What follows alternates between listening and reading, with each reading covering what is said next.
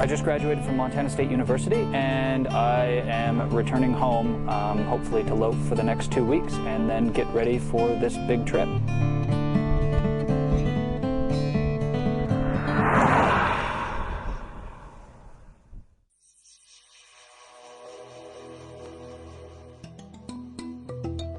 Beijing will mark the first time the world will see the integration of artists from these two cultures, able-bodied artists and artists living with disabilities, performing together on the same stage, not as able or disabled, but as artists, period.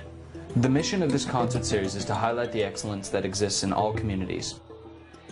My quest is to find these incredible artists and find out firsthand what barriers they've had to face and how they've overcome them. Hello?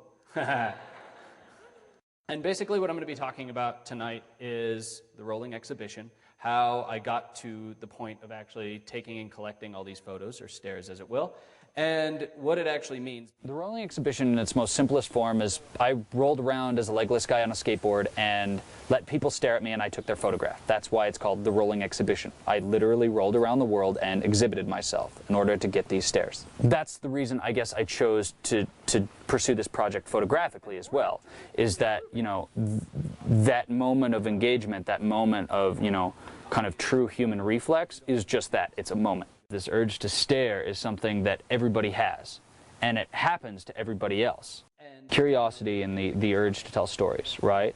And the fact that it is so universal, the fact that I'm just as culpable as the next person, and the fact that anyone looking at one of those people staring at me on a wall, on a photographic print, anybody could have been one of my subjects, anybody. And, you know, I think it's only fair to engage in a certain amount of dialogue as a result. You know, since then I've done work with 2020, ABC, the BBC, NPR on 3 separate occasions. I have done work internationally. My take on the rolling exhibition, why people have always, you know, kind of tended to really stray towards the more sensationalist aspect of, you know, how did he skateboard around the world without legs? How did he go to all these different places? How does he drive his car? How does he get in and out of his car? How does he climb the stairs? How does he take a pee? How does he do his homework? Like, all of those questions, you know, seem to be where press generally has kind of steered over the past couple months in regards to this exhibition. Is there frustration there? Certainly. That's the hook. You know, that's what this media thing would grab onto anyway. You know, this legless guy skateboarding around the world and doing all these real amazing things and overcoming odds just left and right willy-nilly. But you used the word inspirational around Kevin, and it irritates him. The last thing Kevin wants to be is a poster boy for the disabled. And he's the first to recognize that, while his disability is obvious, he hasn't gone through what a lot of people with disabilities have gone through. He's never had medical problems. He's never had surgeries or, you know, spent time in hospitals the way that a lot of people with disabilities do. And he was never raised like he was disabled. So it really was 2 different worlds. And somehow he's been put in a position, especially now that he's kind of launched on a world stage, where people talk about him and through him and around him rather than to him. But, and the thing that I would add really quickly is that, am I allowed truly to be frustrated without being a total hypocrite? I don't think so. And that's just that I literally and figuratively capitalized off of my own legless situation in order to make these photographs. And I bit hook, line, and sinker that story. I sold my own story to a certain extent in order to get the photographs out there. It was a give-and-take situation. So, yes, it is a little frustrating. Did I dig my own grave? Probably. Over the next couple of years, my job is to continue doing projects that, you know, I feel has an idea of some salience, some importance, to get to a certain point at which I can make a project, be behind the camera or occasionally in front of the camera, and never have to do this interview where I explain why I'm doing this and, you know, my frustration and why I don't have legs. Like, never have to explain myself or be accountable. Why do I have any more credibility in terms of interviewing these other artists, these other musicians who in no way are affiliated with my medium? Where's the connection? How do I empathize with someone who's blind when I don't have legs? I'm trying to, you know, develop a relationship with people, or at least find a common ground with other artists who are trying to get past their disability and be credible artists on their own terms, right? But we're all doing so in a venue that only recognizes us because we are disabled artists. Okay? So within this documentary, there is an inherent paradox. And it's something that I don't care if it gets in the edit or off the edit. I don't really give a damn, because it's going to come out and that's going to be a fair amount of focus, because that is a paradox that needs to get reconciled. Rather than people appreciating the art, they are patting you on the head and saying, good job. At what point does it just a good job and not, what a good job for a disabled guy without legs?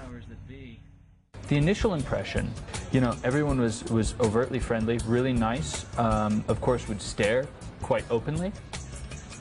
And the longer that I was there, the longer that my camera and other cameras were around, the bigger the crowd became. It was something that I had prepared myself for to a certain extent, but certainly not to, you know, the amount the amount of attention that I garnered once I actually got into proper Johannesburg on street level. And I had my camera out. I was shooting other people. In that, you know, that series of moments when I had my camera out, it was clear that, you know, of course no one was looking at me because I was a photographer. At the same time, curiosity and staring and, you know, trying to create stories in our heads and, you know, just wanting to be a part of something, that's such a human quality. How can you criticize it? Curious going from simply, you know, benevolent and a human trait to something, you know, potentially even malicious, is when someone focuses on the spectacle rather than, you know, maybe me or someone else as a human being, or, you know, the art that we're all doing, when that gets sidelined in favor of, oh, you know, he's blind, or, you know, he's in a wheelchair, or he has no legs. And I'm sure that, you know, people are going to be able to walk away, you know, after watching this, you know, with some sort of maybe understanding in how they take part sometimes and when they stare. But it was tough. If you want to take my photo, would you like to sit down or to kneel to get a little lower so you're not taking it right over me? Is this okay? Whoever wants to take their photo has to kneel down, okay? But I would say that, you know, in terms of my persona, I put up a fairly good buffer as it is, you know. Today, you know, I was asked a couple questions by you guys, you know, how do you feel in this situation? It's a little surreal. It's interesting. I don't know. I've never really kind of garnered this much of an audience, especially people willing to take like time out of their day to follow. So, I don't know. Yeah, it's cool in a way, and another way it's a little much at times. But you know, that's kind of goes with the territory. My response was like complete BS. I mean, it wasn't complete BS, but it was so glossy and, you know, oh, it's real surreal. This is really interesting. It was, you know, it wasn't, of course, what I was really feeling at the time, you know, because I think in reality I'd kind of, you know, really turned off so many emotions. I was just kind of running on autopilot. I mean, and I think that, you know, if anyone else was at that height being towered over by, you know, maybe 40, 50 cameras and well over 60 people, you know, I would challenge someone to try and act differently. I would challenge actually someone to try and break down. After it happened, you know, after we got out and I got into the van, it sucked. Then I was trying to disconnect from the entire situation, from me, from you guys, from South Africa, from everything.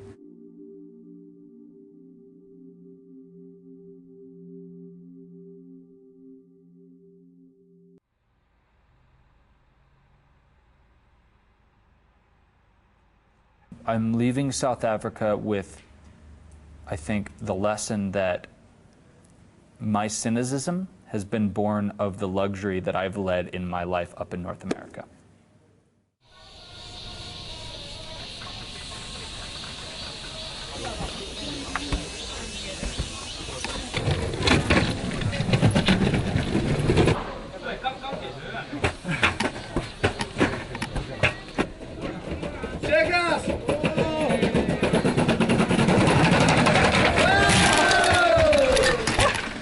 You saved the camera? Yeah.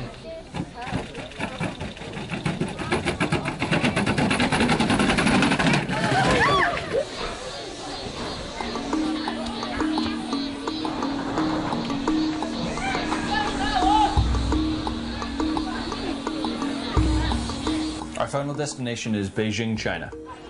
My first impression of the city was just that, like, I've never been to a city during the Olympics, but I mean, it's been pandemonium.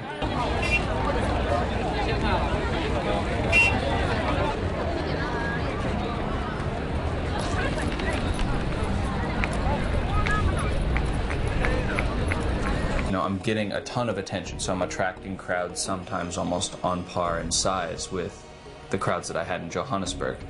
I think the main difference is, almost to a person, they've all come up and knelt down and asked to take my picture. So there's a certain amount of interaction and implied respect. We're here to see Ma Li. She's a very well-known Chinese dancer. Ma Li was rehearsing one of her dance routines that she's going to be performing at this concert in her studio just outside of Beijing.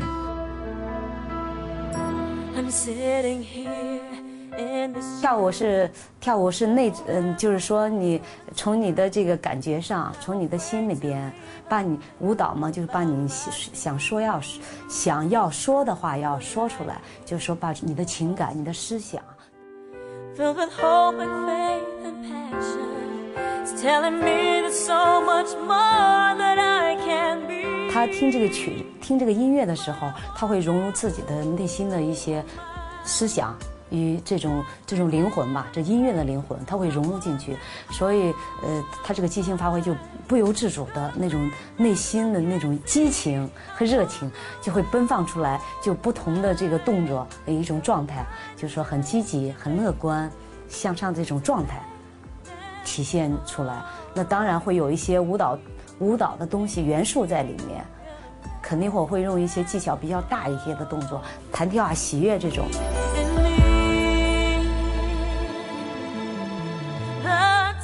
这个曲子是让人们相信，这咱翻译的哈，让人们相信。